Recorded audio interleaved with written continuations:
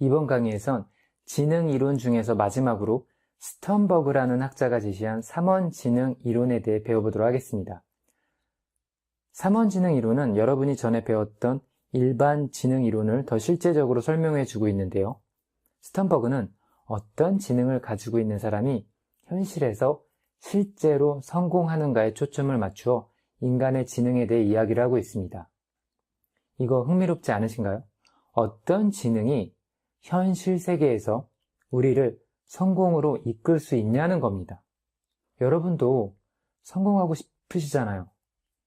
한 번뿐인 인생에서 성공적으로 살고 싶지 않으세요?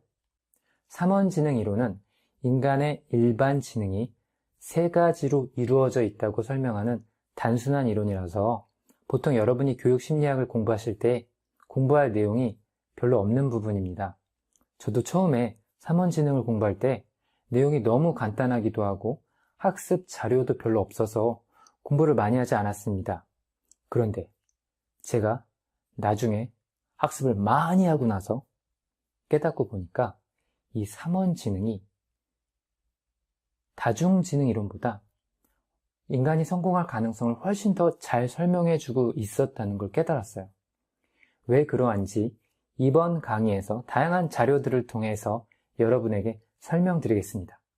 성공지능이라고도 불리는 이 3원 지능 이론을 여러분이 잘 이해하셔서 여러분의 인생도 성공으로 이끌었으면 좋겠고, 여러분이 나중에 교육자로 활동하게 되신다면 학생들을 위해 어떤 교육을 해야 하는지에 대한 좋은 지침을 얻으실 수 있길 바라면서 강의를 시작해 보도록 하겠습니다.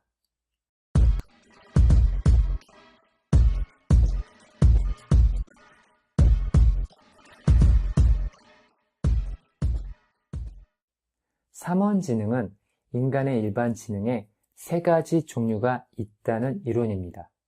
3원 지능의 하나는 분석적 지능, 또 하나는 창의적 지능, 마지막 하나는 실용적 지능입니다. 각각의 지능에 대해 간략히 설명해 보겠습니다. 분석적 지능은 기존의 IQ 검사에서 사용되는 지능입니다. 분석적 지능이 높으면 IQ 검사 점수가 높게 나옵니다. 한 가지 답이 정해져 있는 구조화된 문제들을 푸는데 사용되는 지능이라고 할 수 있어요. 분석적 지능이 높은 학생들은 당연히 학교에서 높은 학업 성취도를 보이겠죠. 창의적 지능은 분석적 지능과 정반대에 있는 지능이라고 할 수 있어요. 창의적 지능은 답이 정해져 있지 않은 비구조화된 문제들을 푸는데 사용되는 지능을 의미합니다. 어떤 문제를 다양한 시각으로 볼 수 있는 지능을 의미합니다. 상상력이 풍부하다고 할 때 연관되는 지능입니다. 상상력이 풍부한 사람은 창의적 지능이 높다고 할 수 있어요. 분석적 지능은 수렴적 사고에 연관되는 지능이고, 창의적 지능은 발산적 사고에 해당하는 지능입니다. 그래서 이 2가지 지능에 기반하여 사회적 맥락을 잘 활용해서 실제로 문제를 해결하는 데 사용하는 지능이 실용적 지능입니다. 시험 성적은 그렇게 좋지 않지만 실제 업무 현장에서 일할 때 성과가 아주 좋은 사람들이 있어요. 학교에서는 그저 그랬는데 나중에 사회에 나와서 굉장히 잘된 케이스들을 많이 볼 수 있습니다. 이론보다 실전에 강한 사람들이 있잖아요. 이런 것들이 실용적 지능에 연관된 사례들이라고 할 수 있어요. 3원 지능 이론을 잘 이해하려면 이 이론을 제시한 스턴버그의 어린 시절에 대해 들어보는 것이 도움이 많이 됩니다. 스턴버그는 초등학교 시절에 IQ 검사를 했는데 검사 점수가 아주 낮게 나왔다고 합니다. 그리고 실제로 학교 성적도 안 좋게 나와서 교사들이 자기를 멍청하다고 말했대요. 그래서 스스로도 자기를 멍청하다고 생각했고 멍청한 짓을 했대요. 학교 교사들은 성적도 안 좋은 멍청한 애가 멍청한 짓을 하니까 그게 당연한 일이라고 생각했고요. 그런데 스턴버그는 초등학교 4학년 때 학교 성적만이 아이의 잠재력의 전부가 아니라고 굳게 믿고 있는 굉장히 좋은 선생님을 만나게 되어서 지금 세계에서 가장 저명한 심리학자들 중에 하나가 될 수 있었다고 이야기합니다. 사실 스턴버그가 학교 성적이 좋지 않았던 이유는 어렸을 때에 시험에 지나치게 긴장을 많이 했기 때문이라고 합니다.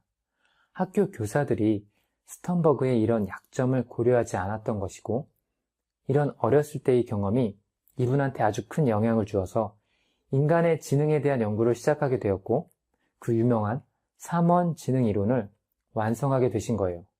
스턴버그가 이런 이론을 만들게 된 것은 IQ 검사에서 높은 점수를 얻었거나 학교에서 좋은 성적을 받은 사람들이 실제 현실에선 성공하지 못하는 케이스가 비일비재하게 많았기 때문입니다. 소위 똑똑하다고 여겨지는 사람들이 실제로 실패한다면 지능의 척도로 여겨졌던 IQ 검사나 학교에서의 학업 성취도가 현실적인 성공의 가능성을 올바로 예측하지 못한다는 이야기가 됩니다. 이와 관련하여 제가 알고 있는 이런 케이스가 하나 있는데요. 저희 동네에 작은 약국을 아주 오랫동안 운영하시던 아저씨가 한 분 있으셨어요.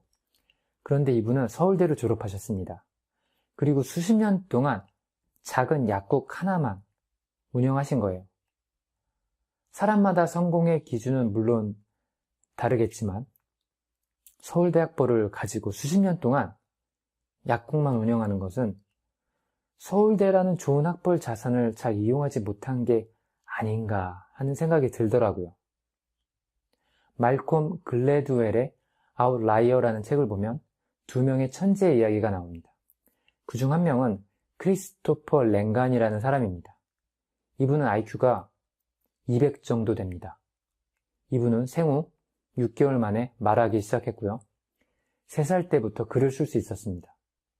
학교에서 시험을 볼 땐 전혀 공부를 하지 않은 상태에서 시험 시작 시간 몇 분 전에 교과서를 훑어만 봤는데 항상 1등을 했습니다. 미국의 대학 입학 시험인 SAT 시험에선 만점을 받았고요. 그림을 그리면 진짜 사진처럼 그릴 수도 있었고요. 기타 연주도 기가 막히게 잘했습니다. 한 학기 동안 배울 분량의 교과서들은 이틀 정도만 공부하면 끝낼 수 있었어요. 이 사람은 천재들 중에서도 정말 보기 드문 천재라고 할 수 있을 것 같아요. 이 정도의 지능 수준이라고 한다면 노벨 과학상 같은 걸 충분히 받을 수 있을 것 같잖아요. 그런데 이분이 현재 직업이 뭔 줄 아세요? 술집 기도를 하고 있어요. 술집 문 앞에서 미성년자들 못 들어가게 하는 그런 덩치 큰 사람들 있잖아요. 그런 일을 오랫동안 하고 있는 거예요. 어떻게 IQ가 200인 사람이 술집 기도를 하고 있을까요? 이분은 가정이 아주 가난했고 부유했어요. 자기 엄마가 남편이 4명 있었대요. 각각의 남편들이랑 아들을 하나씩 낳아서 집에 아들만 4명이 있었거든요. 그리고 모든 남편들은 죽거나 도망가 버렸어요. 크리스 랭간이 첫째 아들이었는데 랭간의 아버지는 크리스가 태어나기 전에 죽었고요. 집이 얼마나 가난했냐면 양말이나 신발이 하나밖에 없어서 항상 구멍이 나 있었대요. 옷도 한 벌밖에 없어서 옷을 빨고 나면 옷이 마를 때까지 벌거벗고 있어야 했다고 합니다. 한국말에 찢어지게 가난하다는 표현은 이런 상황에 잘 어울릴 것 같아요. 엄마의 마지막 남편이었던 사람은 알코올 중독자였는데 자신이 집 밖에 나갈 땐 애들이 음식에 손을 대지 못하게 하려고 부엌 캐비넷을 잠그고 다녔대요. 그리고 애들을 그렇게 때렸다고 합니다.